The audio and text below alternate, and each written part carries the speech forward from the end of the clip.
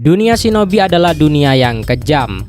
Sebuah dunia di mana kekuatan seringkali diukur dari seberapa besar klan tempat kau dilahirkan.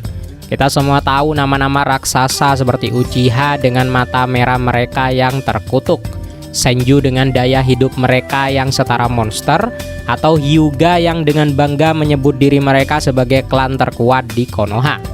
Klan-klan besar ini menguasai panggung politik, menentukan arah sejarah, dan memiliki ribuan pasukan.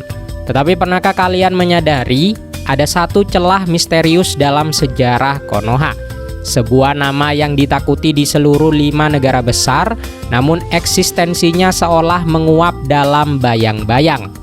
Hari ini kita bakal meredupkan lampu, menyeduh kopi, dan masuk ke bagian terdalam dari sejarah Konohagakure. Kita akan membedah secara brutal fakta-fakta dari satu-satunya klan yang membuktikan bahwa untuk menaklukkan dunia shinobi, kalian tidak butuh ribuan anggota. Kalian hanya butuh nama, Hatake. Fakta pertama yang harus kita pahami baik-baik, Hatake bukanlah klan bangsawan. Ini adalah hal yang sering banget disalahpahami oleh banyak fans.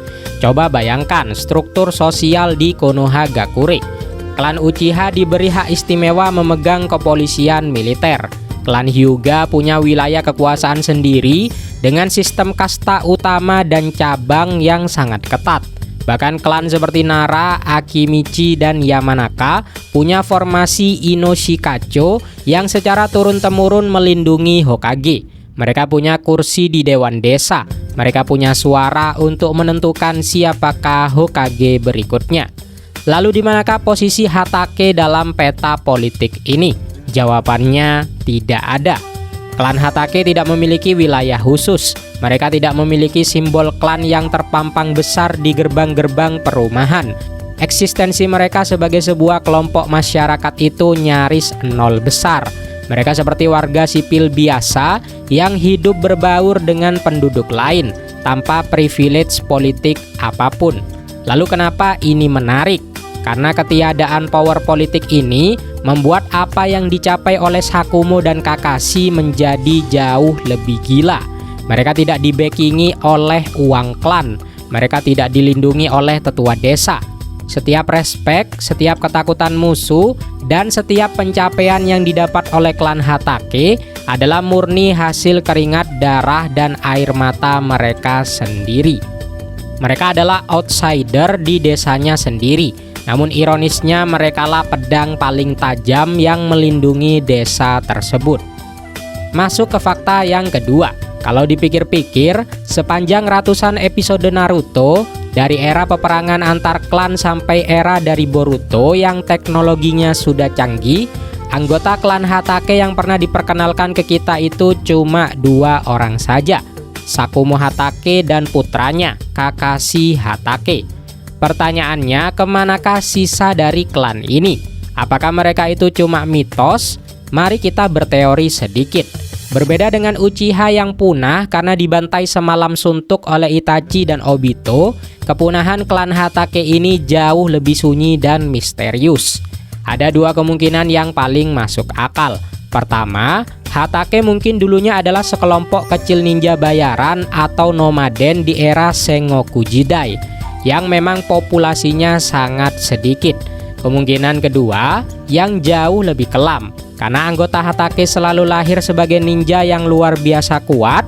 Mereka selalu dikirim ke garis depan medan perang, dan akhirnya mati satu persatu membela Konoha hingga hanya menyisakan garis keturunan Sakumo. Coba kalian bayangkan beban psikologis menjadi seorang Kakashi. Dia bukan cuma sebatang kara karena kehilangan ayahnya, tetapi dia benar-benar orang terakhir di bumi yang membawa nama Hatake. Tidak ada paman tempatnya mengadu, dan tidak ada sepupu yang diajak untuk berlatih. Kesepian klan Hatake adalah kesepian yang paling absolut di seluruh seri Naruto. Karena populasinya yang nyaris punah, alam semesta seakan mengkompresi semua bakat, kekuatan, dan kejeniusan ke dalam 2 manusia ini. Fakta ketiga, kualitas klan Hatake mengalahkan kuantitas klan manapun. Mari kita bicara soal sang ayah, Sakumo Hatake. Banyak fans baru yang mungkin ngeremehin dia karena dia cuma muncul dalam cerita flashback. Tetapi sejarah resminya bilang begini, di masa jayanya, Sakumo Hatake yang punya julukan Taring Putih Konoha memiliki reputasi yang setara atau bahkan melampaui 3 sanin legendaris. Coba resapi kalimat itu baik-baik, melampaui sanin, Jiraiya Shisage Kata, Orochimaru si ilmuwan abadi, dan Tsunade si monster penyembuh.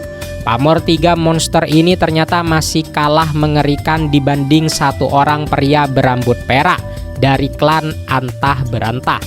Sasori, salah satu anggota Akatsuki, menjadi yatim piatu karena orang tuanya dihabisi oleh Sakumo. Namun kualitas luar biasa ini diuji dengan sebuah tragedi.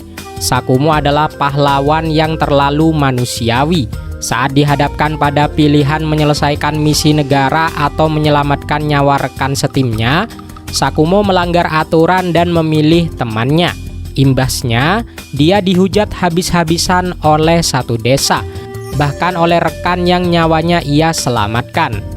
Depresi berat mendorong pahlawan Konoha ini mengakhiri hidupnya sendiri. Lalu legasi tragis ini diteruskan oleh Kakashi. Kakashi menembus rasa sakitnya, lalu membuktikan kejeniusannya dengan menjadi jonin di usia 12 tahun, bergabung dengan Anbu, dan pada akhirnya dia mematahkan kutukan kelam keluarganya. Anak dari seseorang yang dulu dianggap sampah desa, justru diangkat menjadi Hokage ke-6. Pemimpin tertinggi yang membangun ulang Konoha dari puing-puing Perang Dunia keempat. Lanjut ke fakta yang keempat, di mana sering banget bikin orang awam salah paham. Karena Kakashi sangat identik dengan kopi ninja dan Sharingan, banyak yang ngira klan Hatake itu punya afiliasi mata ajaib atau Kekkei Genkai Doujutsu. Jawabannya 0 besar. Klan Hatake 100% manusia biasa tanpa keistimewaan genetik. Kekkei Genkai itu ibarat menang lotre saat lahir. Kalau kau lahir sebagai Uchiha, kau punya potensi membuka mata yang bisa memanggil Susanoo. Kalau kau lahir di klan Kaguya, kau bisa memanipulasi tulangmu sendiri. Tetapi saat seorang bayi Hatake lahir, dia tidak diberkati keajaiban apapun. Lalu kenapa mereka bisa sekuat ini?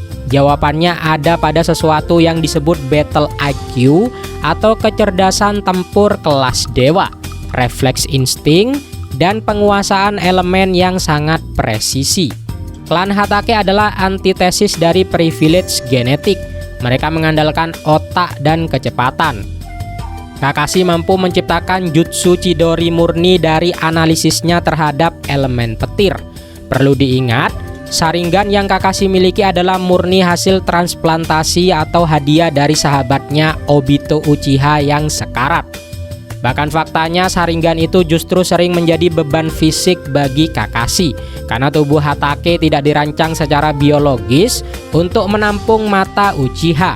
Cakra Kakashi terus-menerus terkuras setiap detiknya.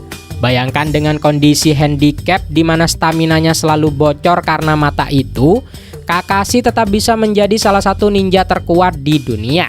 Kalau saja dia punya tubuh Uchiha, mungkin dia tidak akan pernah kehabisan cakra.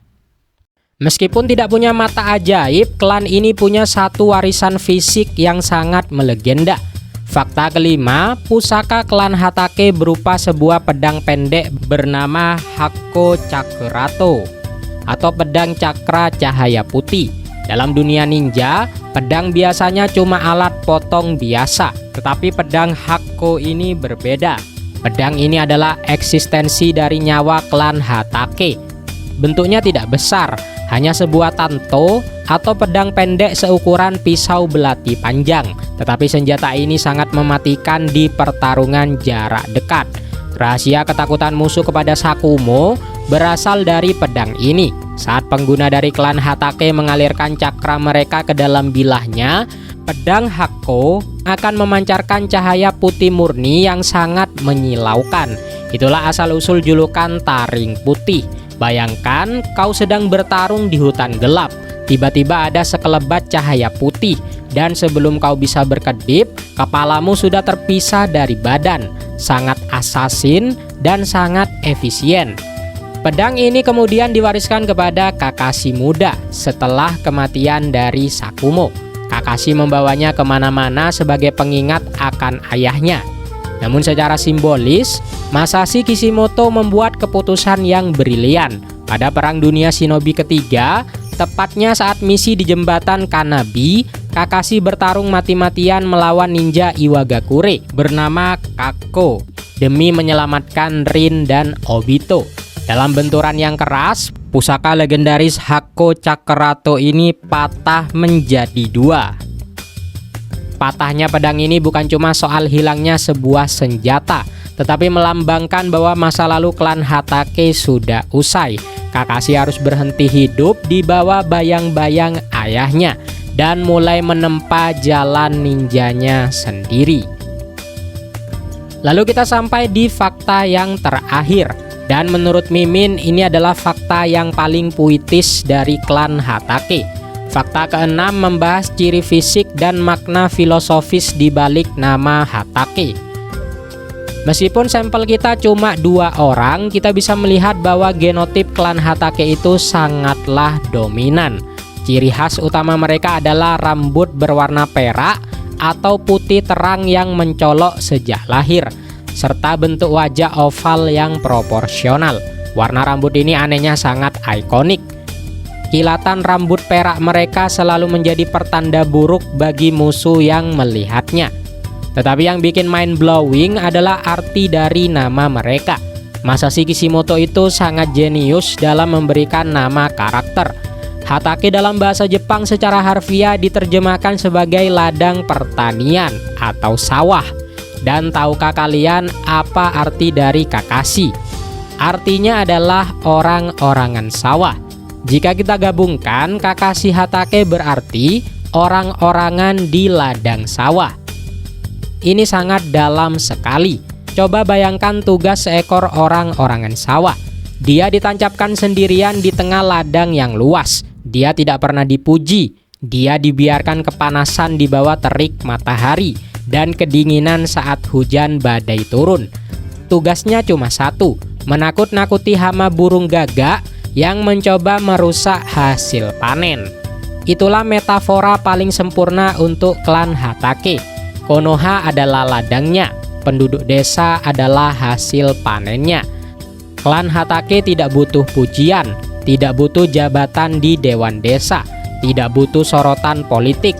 Mereka rela berdiri sendirian di tengah badai, memikul beban kebencian, menakut-nakuti musuh dari luar, lalu menderita dalam diam, demi memastikan generasi penerus Konoha bisa tumbuh dengan selamat.